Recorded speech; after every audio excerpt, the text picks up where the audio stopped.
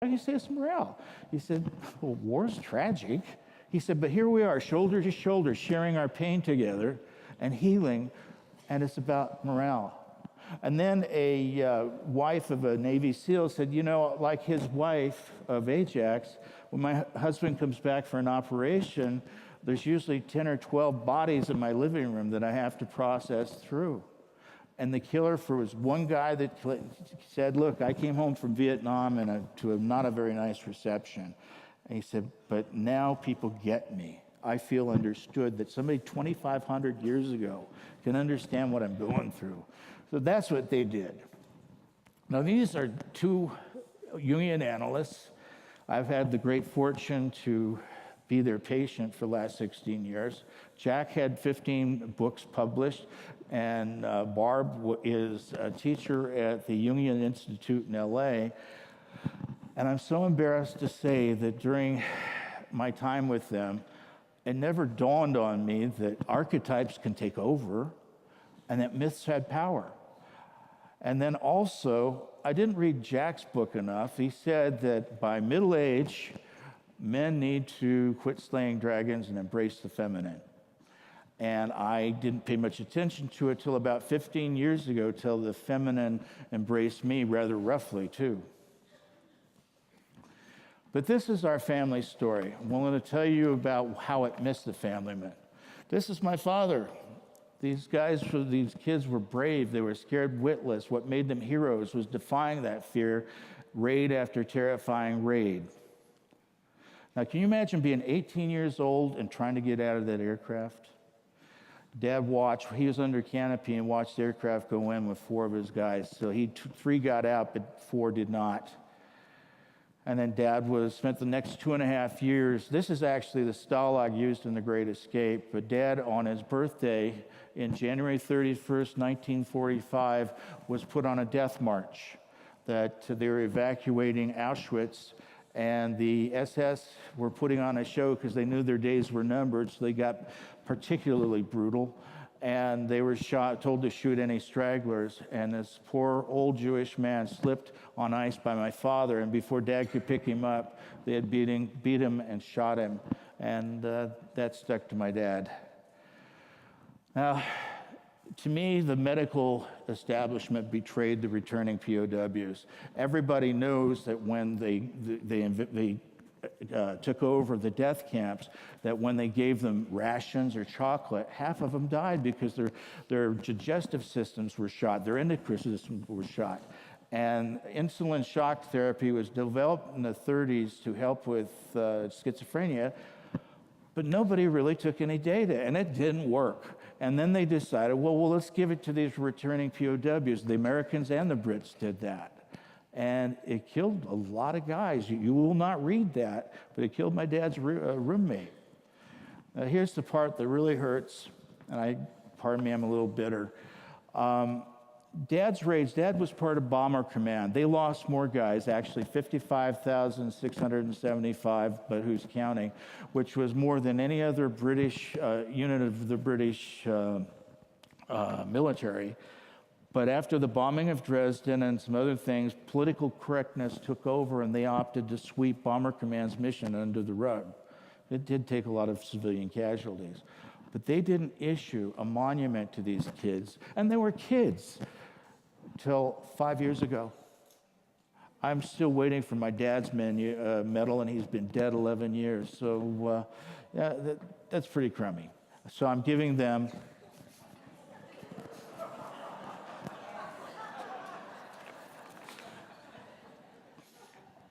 And here's my mom. Check it out. Her father was a legitimate Canadian hero. He flew with Billy Bishop. And when he came home, the trauma of the war, he crawled into the bottle, and Mom learned to keep her head down whenever Grandpa got drunk. And it makes sense that she married a drunken veteran. And that's what she taught me when Dad got sober by the time I was born, but he still had post-traumatic stress like nobody's belief.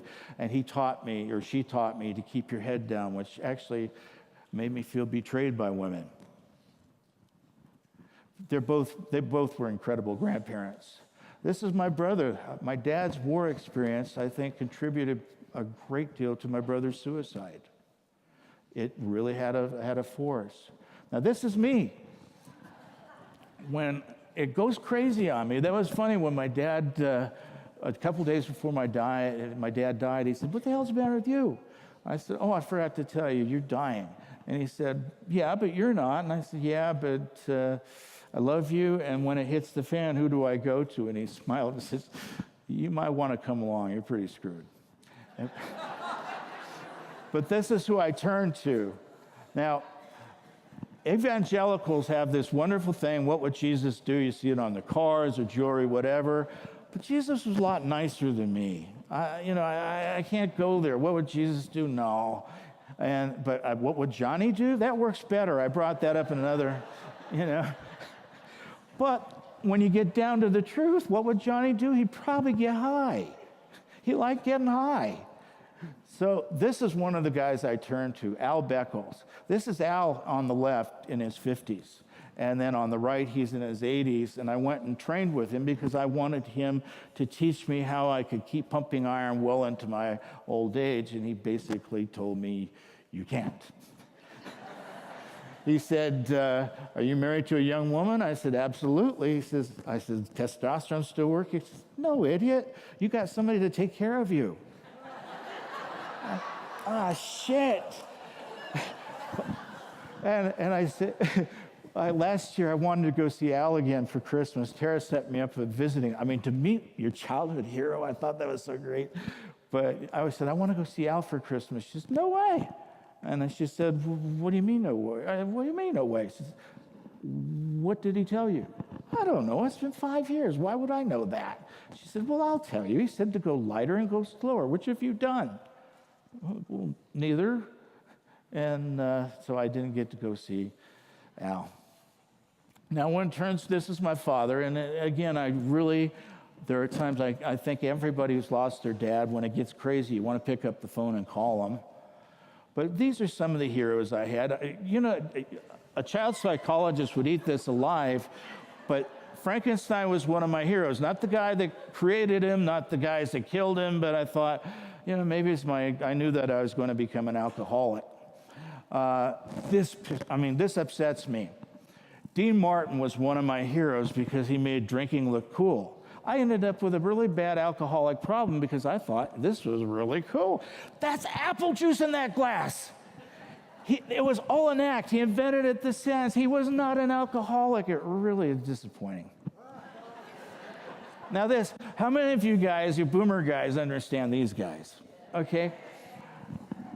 It's no good. Where do you learn about women with these guys? Now, Chuck Connors, look at that badassery, man. He's amazing, but there was never a woman in his life, And the thing is, my wife and I were watching Dexter about a serial killer that kills bad people. He usually kills 2 or 3 people per season. Connors kills 2 or 3 an episode. And his mother's gone, and there's never any talk about it. I think Chuck Connors is great. Or Paladin. Now, the only women that Paladin really connected to are girls that lived in that expensive hotel he lived in San Francisco on the Barbary Coast. Tells me they were pros. But also, Bonanza. If a woman fell in love with a Cartwright, she was dead by the end of the episode, wasn't she? And on one of Michael Landon's last interviews, Johnny Cash said, "What's it with you guys living way up in the boonies by yourselves?" And Landon says, "Are you saying we were gay?" And Johnny said, "Well, were you?" He said, "Well, no, but thank God Hop Sing was." Somehow we've lost my book here. It's better. My wife said it was my Bible when we got married. It's I hope they serve beer in hell. The movie is terrible. The book is hilarious. But it says, "It's better to ask forgiveness and permission, or nothing I ever do is my fault, even the things I do wrong. And every time I think about I've hit bottom, every time I think I can sink no lower, every time I have slammed face first in the bedrock of depravity, I find a new low. It's like my life is a limbo contest with the devil holding the stick. How low can I go? That was me as a single guy, but I'm not anymore. I love this with machismo, with Danny. He is just a cool dude. I went to a seminar once about counseling Latinos, and he said, you know, machismo has a very bad reputation. Machismo technically means a guy's responsibility to feed and protect his family. I don't have a problem with that, and neither is Danny on the right. Now, this may seem snotty to have these things on the blah, blah, blah, blah, blah, blah, but I really mean it. Like I said, more cops, more firemen die from suicide than in the line of duty. Does it tell you this beating? I got a lesson about medicine one time. I was at a county fair in the photography exhibit, and there was this amazing picture of a bald-headed man with a bald-headed woman behind him. Neither one were wearing shirts, and they were very intense looks.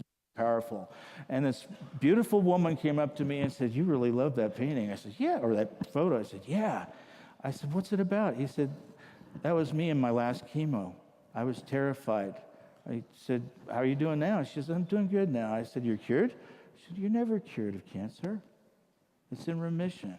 And the same thing with burnout. I mean, we are in somebody's thought world, and it's not a pleasant place all the time. How many of you have a patient you can remember 10 years later? It still hurts. I had a young man who told me about his baby being burned to death, and I think about that every 2 or 3 days.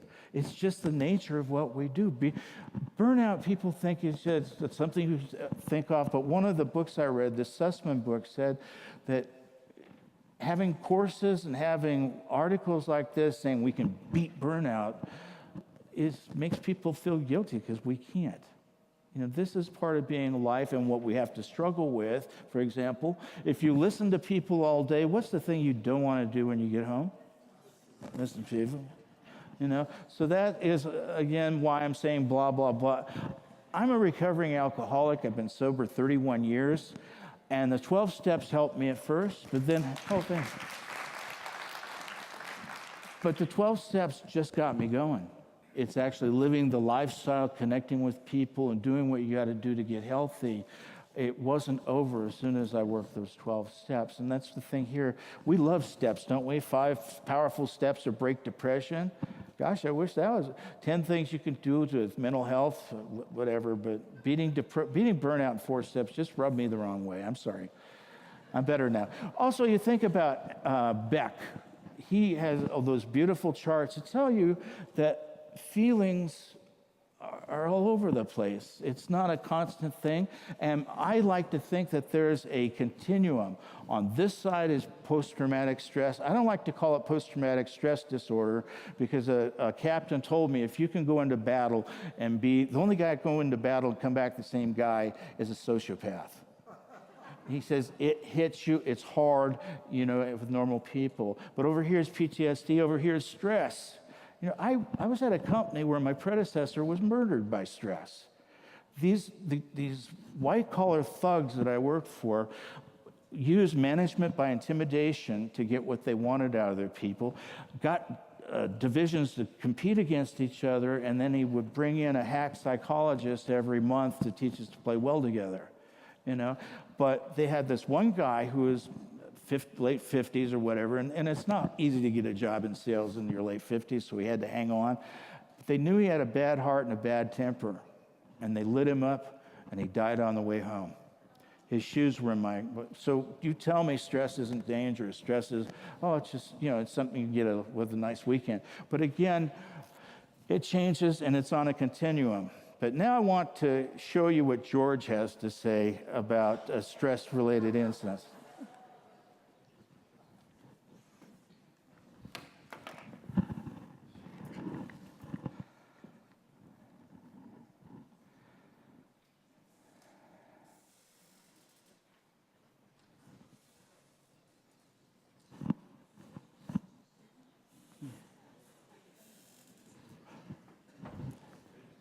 He's telepathically. Thanks. All right, thank you.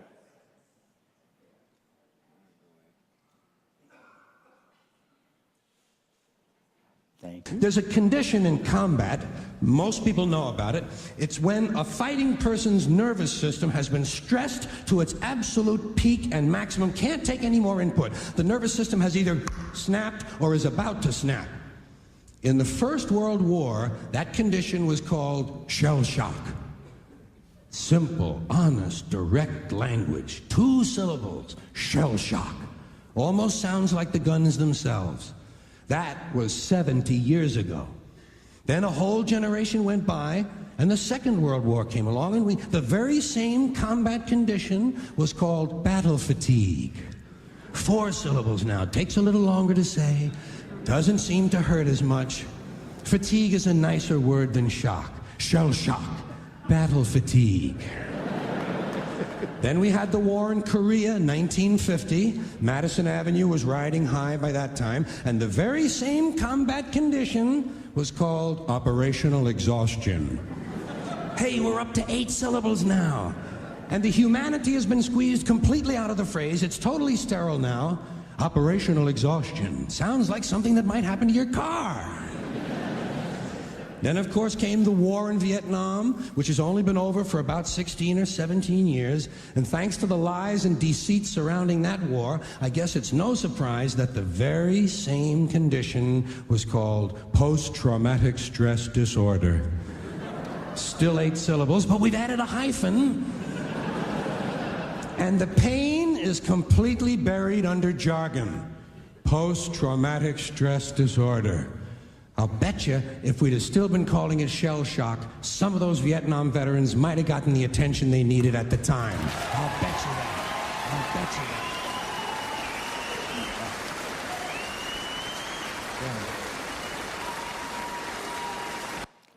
that. Okay. I think George has a point. Okay. Rollo May said this: no human being can exist for long without some sense of his own significance. Whether he gets it by shooting a haphazard victim on the street, or by constructive work, or by rebellion, or by psychotic demands in the hospital, or by Walter Mitty fantasies, he must feel this I count for something and live out that felt significance. It is the lack of this sense of significance and the struggle for it that underlies much violence. And we're not violent people, again, though the repetition that creates stress is one thing, but we ratchet it up with compassion fatigue and with vicarious experience of somebody's pain. All right. This made so much sense to me. The gods had condemned Sisyphus to ceaselessly rolling a rock to the top of the mountain, whence the stone would fall back on its own weight. They had thought with some reason that there is no more dreadful punishment than futile and hopeless labor. You ever feel that? A client's not getting off the deal, you're doing something that doesn't seem to make any difference at all. They seem to keep doing the same thing. Yeah. I don't know if many of you are familiar with Studs Terkel. He wrote a book called Working in the 70s, and he said that most Americans do just enough to keep from getting fired, and now this is why it happens, because there's no meaning and purpose in what we do. This is an incredible book, by the way, if you ever want to get an insight on what this feels like. He's basically saying that what we do, climbing into somebody's emotional space, subjecting ourselves hour after hour to somebody's pain, is something that can hurt and something we need to deal with.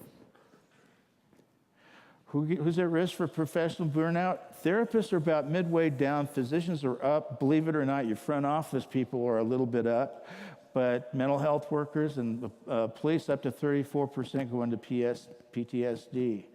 Burnout harms workers' physical health through many pathways. It's a persistent emotional exhaustion, physical fatigue, cognitive weariness affects workers' health more than is considered. Dozens of studies show this. Increases risk for heart attack, type 2 diabetes, and male infertility, which really bothers me. It impacts immune systems with reduction of cortisol, interventions that only target one aspect of burnout, such as ramping up coping skills without addressing chronic inflammation and other physical effects, are half measures. The complicated nature of burnout calls for multidisciplinary interventions addressing organizational, behavioral, psychological, and physiological factors. I was really lucky in graduate school. One of my favorite professors said that I really needed to get into therapy and stay there to keep my own closets cleaned. And I think he says, oh, my granddaughter was writing on this. One of the things that I got, and I should have paid attention to, a massage therapist I was going to when I was doing nothing but domestic violence counseling, and that's really intense, unpleasant work. And she said that I should treat my jacuzzi at home like a mikveh and go home and take kind of a ceremonial bath and cleanse myself from some of the negativity that come. I wish I'd done it. It makes sense. But anyway, this is crazy.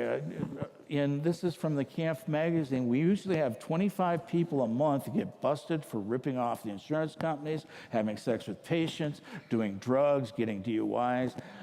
You know, what's odd about that is we spend our time giving people tools so they don't do stupid stuff like that. But we lose about 25 people a month. Now, in terms of burnout, it's not a matter of if, it's a matter of when.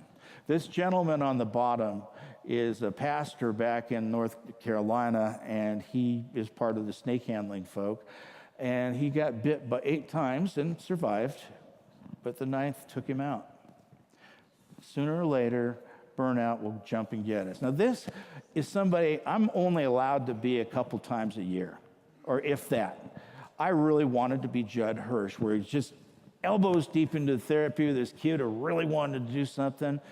But how often do we get that?